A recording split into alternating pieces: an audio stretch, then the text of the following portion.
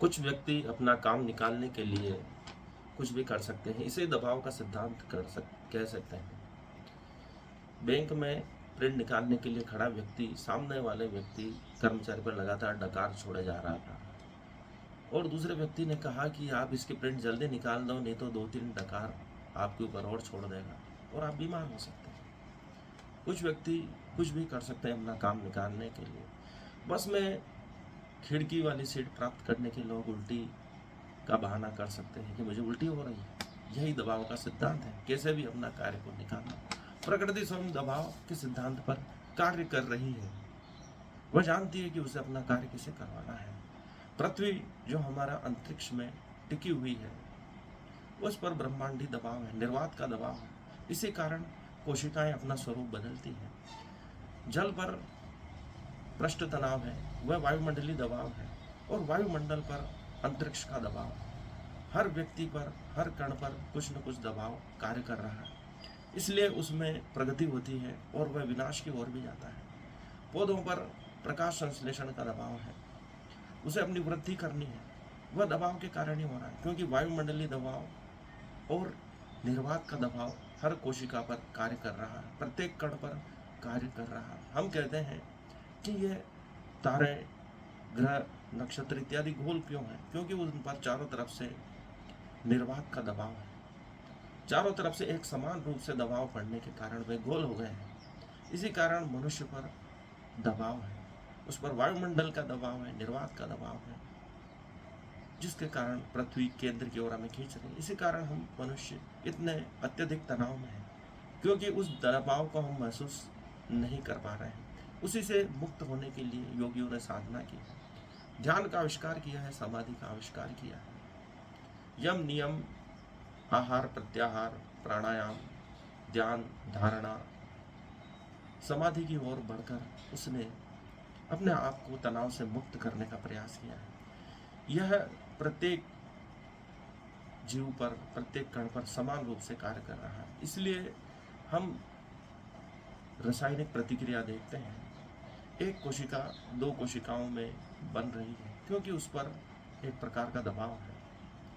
इसलिए हम सोचते हैं कि यह जो विकास हो रहा है किस कारण से हो रहा है, वह एक दबाव के कारण हो रहा है।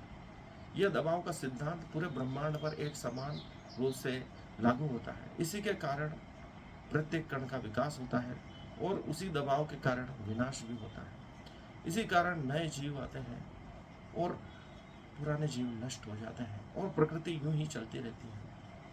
यह जो विकास हो रहा है, उद्विकास हो रहा है, यह जो नई नई सृष्टि बन रही है, वह दबाव के कारण ही बन रही है।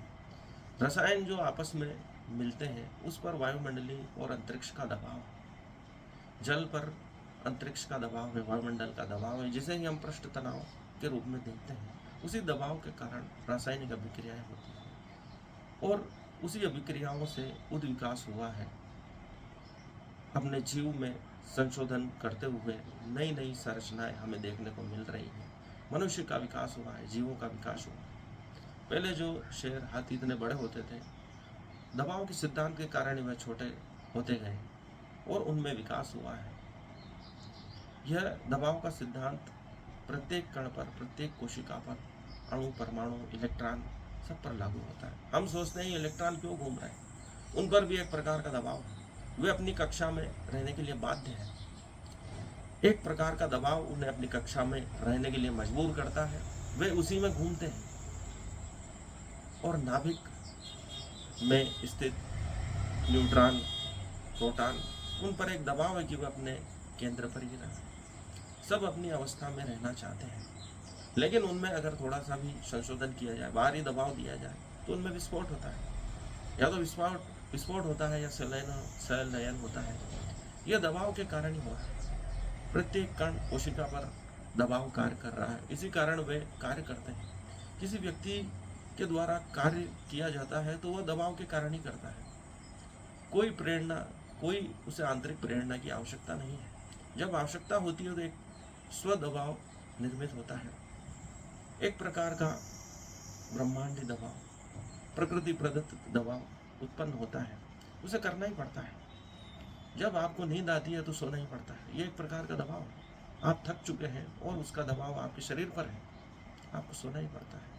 आपकी दूसरी क्रियाएं, मल मूत्र त्यागना, एक प्रकार का दबाव, आप उसे नहीं करोगे तो एक विस्फोट होगा, आप अपने शरीर को नुकसान पहुंचा सकते हैं। प्रत्येक कार्य एक दबाव से होता है, एक निश्चित समय पर होता है, उसे आप रोक नहीं सकते। और यही दबाव का सिद्धांत पूरी प्रकृति पर, पूरे विज्ञान में, समाजशास्त्र में, राजनीति में, अर्थशास्त्र में, सभी में कार्य करता है। जब अर्थशास्त्र में हम देखते हैं किसी वस्तु की मांग होती है तो कंपनियों पर दबाव होता है कि उस वस्तु का अधिक उत्पादन करें ताकि मार्केट में उसे उपलब्ध कराया जा सके। हर चीज दबाव के सिद्धांत पर कार्य कर रही है और दबाव का सिद्धांत इस प्रकार का सिद्धांत है जो पूरे ब्रह्मांड पर एक समान लागू किया जा सकता है, प्रत्येक शास्त्र में लागू किया जा सकता है, चाहे वो राजनीति शास्त्र हो, समाज शास्त्र हो, विज्ञान हो। राजनीति में भी नेताओं पर दबाव होता है कि एक अच्छे व्यक्तित्व को जनता के सामने पेश किया, ऐसा व्यक्तित्व हो जो सभी प्रकार के समुदायों को बराबर संतुष्ट कर सके, उनकी आवश्यकताओं को पूरी कर सके। वैसे ही विज्ञान पर दबाव होता है कि वर्तमान की आवश्यकताओं के अनुसार आविष्कार किए जा सके। यदि पृथ्वी पर संसाधन उपलब्ध नहीं है तो हम चंद्रमा पर ढूंढने के लिए ऐसे रॉकेट यान बना रहे हैं जो वहाँ जीवन भी तलाश सके, संसाधन भी तलाश सके और वहाँ रहना भी हमारा सुनिश्चित कर सके। हम चंद्रमा के बाद मंगल पर जाना चाहते हैं और अन्य ग्रहों तारों पर जाने का विचार कर रहे हैं। तो यह एक प्रकार का दबाव है कि मानव जाति अगर यहाँ सुरक्षित नहीं रहती है तो किसी और ग्रह पर उन्हें स्थापित किया जाए। यह एक प्रकार का दबाव है। हर व्यक्ति, हर कण एक दबाव पर ही कार्य कर रहा है। जब दो पदार्थों में, तत्वों में, अणुओं में क्रिया होती है तो उन पर एक प्रकार का दबाव होता है। उन पर चाहे हम ब्रह्मांडी दबाव मान लें, चाहे निर्वात का दबाव मान लें, वायुमंडलीय दबाव मान लें, या वायुमंडल में उपस्थित जो कण हैं, गैसें हैं, उनका दबाव है जिससे वे अभिक्रिया करती।